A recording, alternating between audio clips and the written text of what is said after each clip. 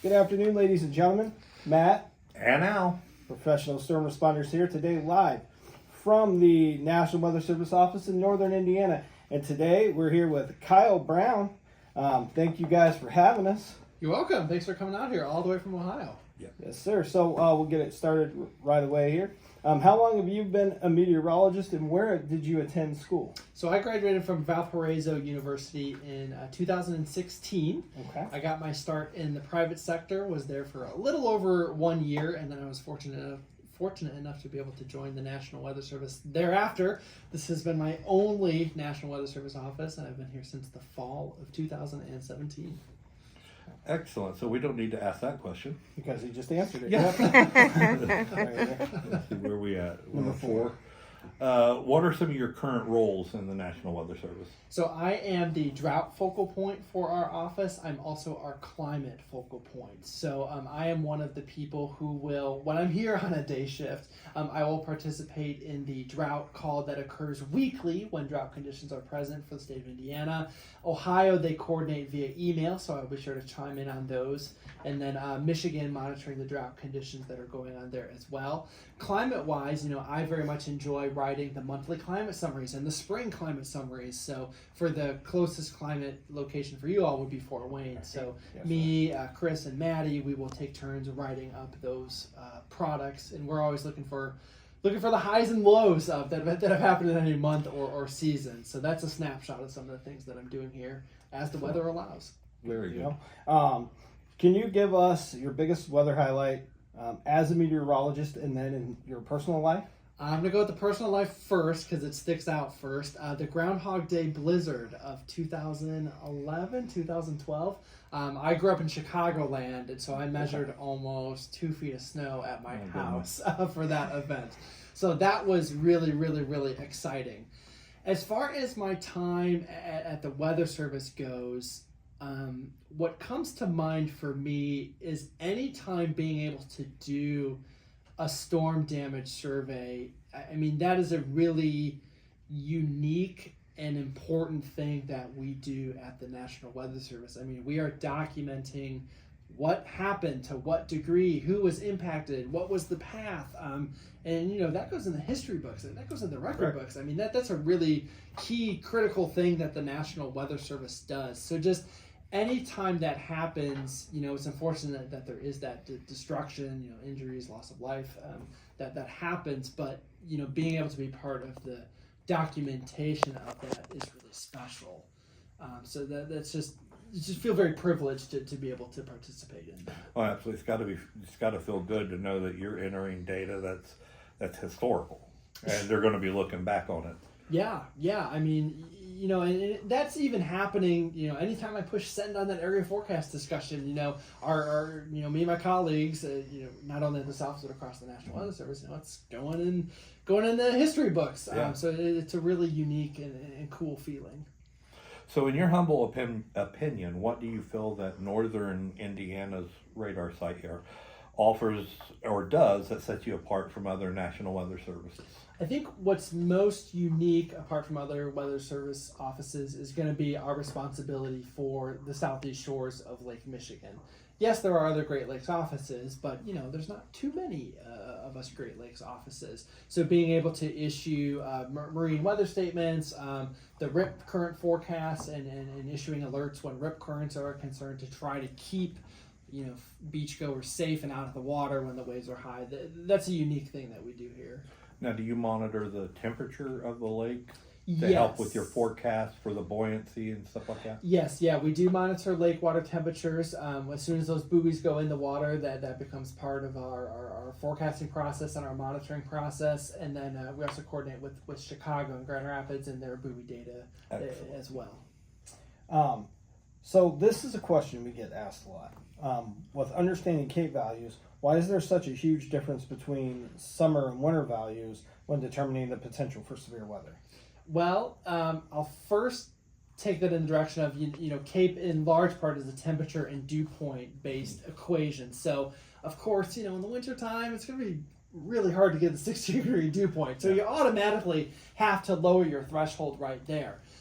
So that alone is really going to knock down the CAPE values that are going to be of interest. So of course, if you've lived around the Midwest long enough, you know that even a 50-degree dew point, if the environment's right, other ingredients are in place. That can be enough for a strong thunderstorm, or for there to have some damage occur from that. So that's going to be one of the main points. Is going to be just the temperature and dew point alone going into that equation for CAPE. It's going to make a big difference. And we've always heard like 70 degrees temperature, 2,000 CAPE values. That's where you're really starting to look for severe storms to pop. And what would be kind of your ballparkish that you can start expecting it in the wintertime? Wintertime, I mean, sometimes 250 joules or even 500. 500 is certainly enough in the wintertime, but 250 sometimes can be enough. And then, over the lake, when you're talking about lake effect snow, certainly, 250 joules of lake-induced CAPE, that's pretty exciting. That's enough for a really robust lake effect band. So those would be the values that I would say for wintertime. Excellent. How are some of the ways in which the National Weather Service here in northern Indiana interacts with the public and storm spotters and stuff like that? Storm spotter training is going to be one of the bread and butter ways that we engage with the storm spotter community. Right now we're doing those in the spring, and then in the fall, I think in the spring we did about 6 different shows, a mix of in-person and virtual. So that's going to be, the main way that we reach out. And what I do want to add is that oftentimes those in-person shows, or even online, it's about 50-50 split between folks who have attended the spotter training session before and those who have not. So I find that really exciting, that not only are we engaging with knowledgeable existing spotters, but we're always kind of getting people in the door to have some interest in helping their local community. Then on the other side of the coin, we have in the past coordinated with local media entities to do NOAA weather radio giveaways and handout days. So that's another way that we can engage with the community. Actually, it's something we do. We do little things on our social media, and when they get it right, we send them NOAA weather radio just to help them make them safer. In July, just so you know, we are actually going to have a free movie night. With the new Twister movie coming out. Ah, yes. And so we're going to play the old Twister movie, but what we're doing is it's twofold. So we're getting people in. Nicholas Ferreri from News Channel 15 reached out. I think they're going to come and cover it. Cool. But we're going to give out packets to help people understand weather and how to be weather aware and safe. And all we're asking for is canned food donations to get back to our local food pantry. So. Nice. I like that idea. I will say we do get asked from time to time to attend like school functions, like career fairs, those kinds of things. So that's an opportunity for us to highlight in the local community what a meteorologist does in their own community, and then also the opportunity to share weather safety information, because people, of course, think severe thunderstorms and tornadoes, yes, those are dangerous and deadly, but there's other weather hazards out there as well. Right. So to follow up with that question, now we Skywarn train spotters in the field. Now I understand that sometimes people may mistaken like Scud for a funnel cloud or something like that. Mm-hmm. At what point in time do you guys get a report and then actually issue the warning? Or so, like, for example, the other day, confirm it before. Right. So like the other day, for example, I called in and gave a report of a funnel cloud. At what point in time can you guys verify that? Does it take multiple people calling in, or is it you kind of see what I'm saying with radar and that's how you can, kind of... I've seen both of those things happen in the events that I've worked here at the office. It's usually a very large confidence builder when we have one funnel cloud report come in, then we start to get another one, and then another one after that, and we're like, okay, we got all kinds of different eyeballs. I do believe his funnel cloud wasn't up long; it became a tornado. So, yeah, and so and then that's where like the radar piece of it comes in. Oftentimes, I have not been in this business very long compared to folks who've been in the weather service for decades, let's say. So we have a lot of experience in the room at any given time. And so, when we do get that funnel cloud, report, we're already starting to collaborate, does this make sense with the storm environment? Does this make sense, with what we're seeing on radar? Does this person, they say they're at this location, do they have a good view into that storm? We're starting to put those puzzle pieces together, to nudge us one way or another. Okay. And then I'll also add, we'll take a moment to think about where might we be at in the life cycle of this storm. Are we seeing something where we think that storm's kind of on the decline, or is this storm really just getting started? And is the environment really good for a tornado? And do we think that funnel cloud's going to go on to produce a tornado? Those are all things that we're going to be thinking about and talking about as soon as we get that funnel cloud report, so we can make our best call going forward with that report. Very good. Number 9. Go. I didn't even read it because I thought that was yours. But can you explain to our viewers why being a storm spotter and the Skywarn programs is so important to the National Weather Service? Radar is a very powerful tool, but it does not tell us everything. So that's really where the boots on the ground helps.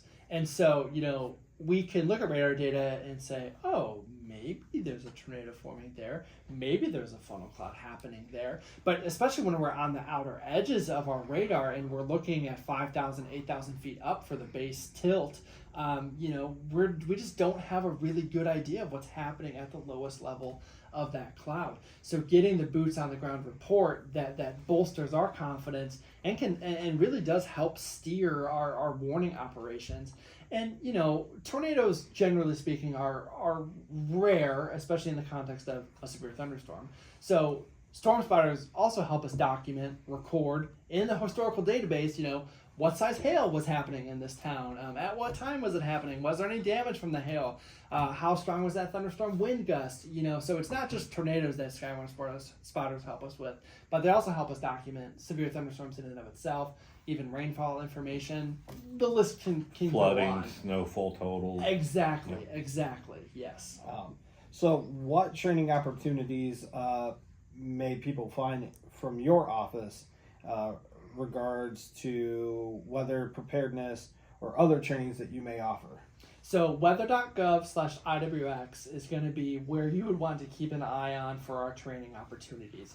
We're in a lull right now because we just did the spring storm spotter training. We very well likely will do spotter training in the fall as well. But on our website, weather.gov/IWX, we also have links to Skywarn spotter training that exists online. It includes recorded ones that we've done in the past. It also includes Comet METED modules.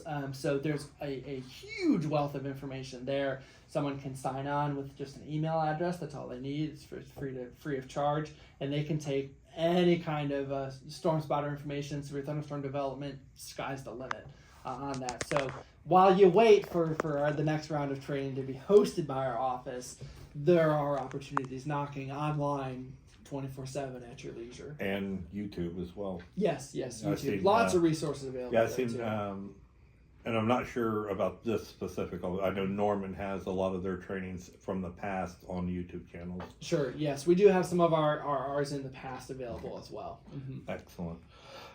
In what ways do you think the National Weather Service has been able to keep up with technology? We just kind of spoke about that in your room. Things like when you switch to dual polarizations or new features. Dual pol is certainly really interesting because that's the only radar that I know, but some of my colleagues, they were here for the transition to dual pol. So that's very fascinating to me that, they've had to learn how to do that. On a similar wavelength would be the improvements in satellite data. I mean, I remember when GOES-R was launched. I mean, oh my gosh, mesosectors and being able to get, satellite data every minute in that high resolution. I mean, it's just amazing. and there are teams of people at NOAA and within the National Weather Service. They're always looking ahead. I mean, there's all kinds of different things that are in a test bed phase or, non-operational, up-and-coming things that are being worked on, hashed out, for hopefully a future rollout to, improve forecasting, improve warning operations, improve lead time, all of those kinds of things. So this is the big one. We have a lot of kids that are interested in meteorology that tune in to like our YouTube and our social media. They always ask us, how do I get involved? So you going through schooling and all that, what would be your advice to them on, now being maybe Pre-classes. yes, being high school, middle school age, what should they start getting involved in now to be ready for that next step, and explain to them why you think meteorology is cool. Give them your pitch as to why you think they should become meteorologists. Come over to the dark side. If these folks are already watching your content, they're already hooked. I'll tell you that on meteorology. There's probably not going to be any going back from there. I'll say almost all of my classmates at Valparaiso University and almost all of my coworkers here at the National Weather Service, we all have some kind of weather event that caught our attention when we were young, whether that was like as early as like preschool or like more commonly elementary, middle school, high school, somewhere The in there. 1974. Yes. Genius. Yes, something. There's going to be some kind of weather event that gets you hooked. So that's kind of my key point. Rarely does someone just kind of, oh, this seems cool. Yeah, I'll just give it a shot. No, there's a weather event that usually gets your attention. So for me, I don't have any specific coursework or activities that, I can recall doing in middle school and high school to get me prepared. Of course, the landscape has changed immensely as far as social media goes, and there are some very talented, folks out there who are creating engaging weather content, from the comfort of their homes. And, that's going to be a big boon of skill leading into, perhaps their first meteorology classes several years down the line. So keep that stuff up if that's what you're doing. Otherwise, I would say, keep up your interest. Keep engaging with the weather. Keep engaging with that weather community because it's very small, very mighty. And then as you are, graduating high school and headed into college, especially if you want to land at the National Weather Service, a bachelor's degree is required. And to make yourself stand out, things like internships are going to be needed. And that's where your weather community folks are really going to play a key role in helping you get there. One more thing on a practical standpoint, you got to take good notes for math. That was my follow-up question. I will say, I took math all of my semesters of college. It was a grind. It was not fun. I was not an A+ student. Let me make that clear. But if you like meteorology enough, you're gonna tough out the classes, the nitty-gritty math stuff, and you'll make it through to get that degree. And I would assume that most National Weather Service office workers are probably a big proponent in STEM programs. Sure, yeah, absolutely. And so, there is a certain list of class requirements, to be a meteorologist for the National Weather Service. And, this is going to include a lot of math, it's going to include some physics, sometimes chemistry in there too. So, yeah, science, technology, yeah, it's all going to be in there in this field. Absolutely. Mm-hmm. Excellent. I don't know where we're at. 12. The 12-12? Yes, 12-12. What is something, it's getting too far now. What is something you would like our viewers to know about the National Weather Service meteorology schooling study? We already sorry. So yeah, we're done. So the last thing that we always do, give a shout out, a plug to your social medias, your website, anything that you would like our viewers to come check out, and any shout out to anybody here, including yourself. I'm just simply going to make a plug for weather.gov. Really, people do not know that weather.gov exists. I will admit it's not the most eye-catching or easy to navigate website, but there is a lot of good content on there if you poke around. Also, weather.gov/safety, folks can help us with their big followers. They can repost some of those safety and informational graphics that are out there. So, heaven forbid, but next time we have that big severe weather outbreak day in advance, check out weather.gov/safety, try to post some of those infographics and help us, spread the word that way. I'm sorry, I don't have any cool, Instagram accounts or Twitter accounts full of weather stuff. I'm just kind of lurking in the bathroom. IWX does use Twitter, correct? Yes, yeah. Facebook. Yeah, we are on Twitter and Facebook. U.S. National Weather Service, Northern Indiana on Facebook. It's a mouthful. And then Twitter is going to be @NWSIWX. Excellent. And one of the things we want our viewers to know is you want to know where your weather station is, whether, like he was saying, Northern Indiana, you want to know, like, this would be called IWX or IND for Indiana, ILN for Wilmington. If you know your National Weather Service office, you go directly to their site and it'll pull up stuff around that specific area. And a big thing that I know a lot of National Weather Service officers are starting to do is send your photos, your videos of damage or of the storm directly to them. It's going to be a lot quicker way for them to get the data than trying to, do it by other methods. So. Yeah, and I will personally say, I like Twitter when I'm working at the office and receiving reports because Twitter is very clean. It's always in a nice time, organized manner. Facebook gets a little messy because there's a lot of different places you can put it. Of course, use whatever social media method one is most comfortable with, or phone for the most Except urgent email. ways. Email can be a little slow, yes, Yeah. but email is very good for a lot of back and forth. Oh my gosh, my town was hit with a microburst and I have damage all over the place. You can send us a bunch of content that way. Excellent. Well, once again, go ahead.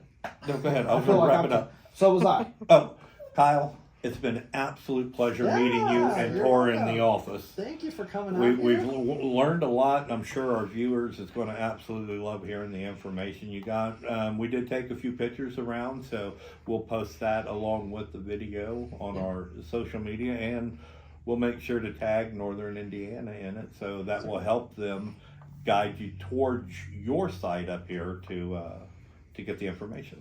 Super. As always, Matt Jacobs, Al Dennis, and our new friend Kyle Brown, National Weather Service, Northern Indiana. Thank you for tuning in, and as always, stay weather aware, and we'll talk soon.